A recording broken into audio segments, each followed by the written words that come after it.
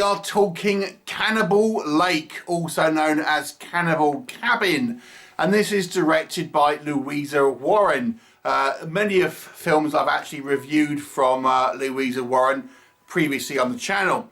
So here we have a low budget British take on a kind of Texas Chainsaw Massacre style movie. The film actually opens in 2002 with a prologue where we see a trio of people, including a heavily pregnant woman who comes afoul of this kind of cannibalistic family. And cut to 20 or so years later, we have a group of 20-somethings who are going to, I think, a festival, and they pick up this kind of mysterious hitchhiker on the way who kind of tells them to kind of take a shortcut, and they of course run afoul of this kind of same cannibal family. What will happen? You'll have to watch the movie and find out. Now, this is going to be a non-spoiler review, but just giving you that plot synopsis there probably give you a good idea of what might happen in this film. Let's talk about what works. Now, again, with a lower budget movie, we do have to set expectations at reasonable levels, because this kind of film is clearly made for like maybe a few £1,000s and things like this. So, with that being said, what can we say that works in this movie's favour? I have to say there are some fairly violent themes in the movie. As I mentioned, the woman in the prologue is heavily pregnant, and yet she's kind of getting, bits ripped out of her, you might say. Although it's low budget kind of effects, the implied violence is clearly kind of quite traumatic and quite kind of brutal.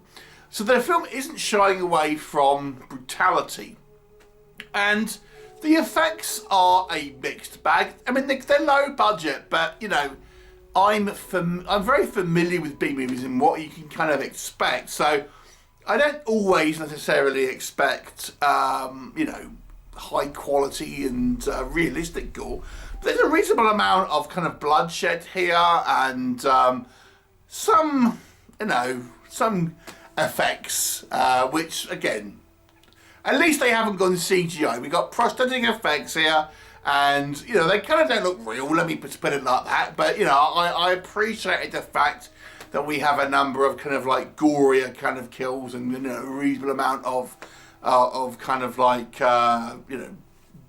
limbs being kind of chopped and things like that. So it's not the most realistic, let's be honest, but I appreciate we have like the kind of the attempt here to have a sort of somewhat violent and kind of gory film. The movie is obviously kind of influenced by the likes of Texas Chainsaw Massacre, our kind of group of kind of cannibal serial killers, if you like. Wear very similar masks to the likes of kind of Leatherface, and although they look a bit plastic, they kind of don't really like move, they kind of look a little bit rigid and stuff. They look pretty, they're fairly effective, and certainly would make a good Halloween mask and things like that. And there are a couple of shots here where I do feel, we have some reasonable kind of like cinematography with lighting here that I think makes these kind of characters look a bit kind of creepy and stuff. Particularly, there's a couple of scenes, for example, they're looking like through car windows and stuff, and the way the lighting is in those set of sequences, I do feel, it's pretty well shot, at least at a few kind of scenes here and there. We have a low budget British film. Quite often they'll attempt to kind of pretend they're American. Thank God I didn't do this in this film. The acting is so-so. It's kind of okay. It's not the worst for this kind of low budget kind of film. I thought you got a reasonable idea about the characters, and there were a few instances where I do feel our cast acted like kind of real friends, which I kind of quite appreciated. Okay, so let's talk about now what doesn't work. So I'm going to start with some nitpicky things, because these are small things, but it's clearly a kind of a cheap and quick production. Some of this stuff is just kind of it should have been easy to pick up. So let's start with the prologue. We get a prologue saying that it's taking place in 2002, but literally in the same shot we have a car with a number plate from 2006. So, you know, it's like attention to detail. Then we have this, a little bit later on, we have this kind of our group of friends. They stop off at a pub, and we're meant to believe it's in the middle of nowhere, but it's a Green King pub, which is basically like a chain pub. And, you know, we go inside, and the interior is like this kind of run-down, dilapidated kind of like establishment where, you know, the landowner, the landlords are chopping up bits of meat in the toilets and things. It's like going into a, you know, for those of you who might not be familiar with Green King, it's essentially like kind of having, oh yeah, we went into this burger bar, and it was like some dilapidated old kind of like ruin of a burger bar called McDonald's. It's kind of like that. It's like this massive kind of chain that clearly wouldn't be having kind of sort of like outlets like this. I mean, this is like where someone's invested in, like a company's invested in. You know, and then we have a line, for example, oh, we've been driving for hours. UK ain't that big. I don't know who this is made for, this movie, but it's, if anyone who's watching this in the UK, you can literally drive halfway across the country in a few hours. So that's, because the UK isn't really that big. So if someone's been driving that long, they're gonna, no, we don't have any phone signal, and like, yeah. If you drive a few hours, you're going to at least have some signal. And besides, GPS doesn't even use phone signal. So yeah, there's some nitpicky kind of like silly things here. And that's what I mean, the stuff like that, you can kind of, you might be forgiving of it. You know, you might be thinking, oh, well, who cares? That's like, you know, that's small potatoes. But it just sort of shows the kind of like it's evidence is the kind of the quickness of the production, because this stuff has just been kind of like that, man, just gonna get it out there, whatever. And as I say, nitpicky, some people might not care. The film is incredibly predictable. Now I've given you the synopsis there. I haven't told you any spoilers, I've just given you the synopsis, but I think it's fairly obvious what will happen in that kind of synopsis. I mean, it should be no surprise that this movie had a twist and what that twist would be, and you can tell that purely from the short synopsis that I've given you.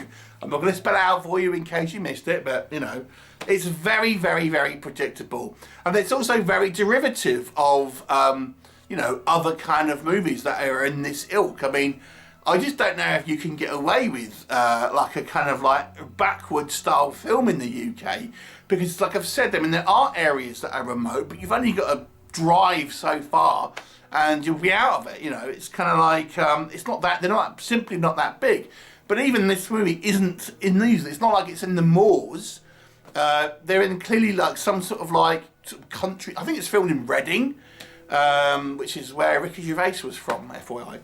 But yeah, it's kind of like a relatively kind of big town, and there's obviously some sort of suburban areas. But we see, you know, quite kind of A roads and things like that. It's not that kind of, you know. But yeah, it's just kind of like the, you need a large suspension of disbelief here. As I mentioned, I thought the acting was fine for this kind of style movie, but there are some instances where they're massively overacting. I've mentioned the pub, and our land kind of like, our pub owners, this couple, and it's just like, the woman's kind of sneering, you know, for the whole kind of sequences and stuff, and it's so overcooked.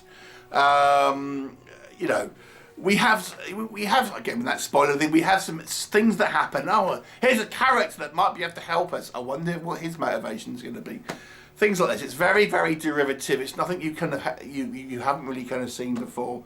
You know, I think this film it does suffer from very, very low budget. It does suffer from what is clearly a quick sort of turnaround in regards to its kind of production and things like that, and it shows that on screen. You know, now, I think this movie may have some entertainment value for those of you who just want a kind of a, you know, a quick kind of backwoodsy style kind of like slasher, Texas Chainsaw Massacre, wrong turn film. But the quality is very, very low budget, as I've kind of mentioned, and I don't feel like it has anything really new. It just kind of, you know, it's just flopping it out there, and it's like, I don't know, even the title, like, Cannibal Cabin. There's not really any references to this in the movie. It should have been called Cannibal Camper Van, because they're in the camper van for most of it. So yeah, it's just kind of like quickly put together. There's no legitimately kind of things I say, oh, this might not work, but that was great. There's some things here I think you could just about get away with, and kind of, you know, for an undemanding view you kind of might enjoy for, if you just like throwaway kind of like slasher films. But it's really only for that kind of really audience. And like I said, there are some sort of funny bits, particularly if you're from the UK, you're thinking, I don't know about this. I'll give it a 4 out of 10, because I do feel there is some sort of like schlocky, if very unoriginal and very cheap looking kind of fun to be had with it anyway. So it's a 4 out of 10 for me. Have you seen it? What did you think of it? Leave me a comment and I'll look forward to seeing you next time. Bye for now.